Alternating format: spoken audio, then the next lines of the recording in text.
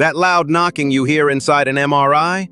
It isn't the machine breaking, it's the machine working. For 20 years, I've sat with patients through this exact moment, the part nobody warns you about. Almost everyone thinks the same thing. Something must be malfunctioning. Nothing is.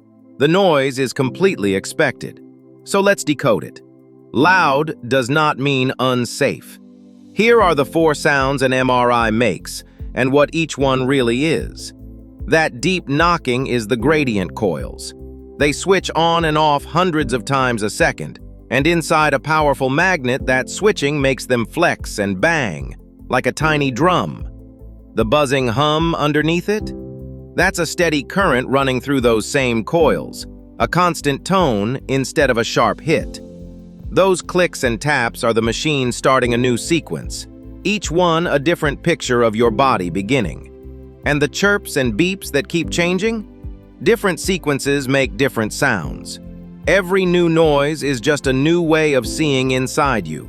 All of it comes back to one thing: rapidly changing magnetic fields. Move that much energy that fast, and it makes sound.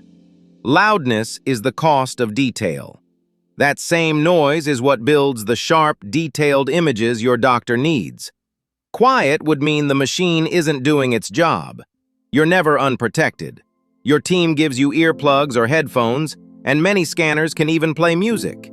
Your job is simple. Hold still so the pictures stay sharp. And you're never alone. One squeeze of the call button and your team is right there. Knock, buzz, click, chirp. Every sound explained. Every one of them completely normal.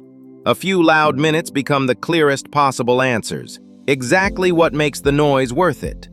So the next time it knocks, remember, loud is not unsafe. It's the sound of the machine doing exactly what it should. The noise isn't a problem. It's the picture forming.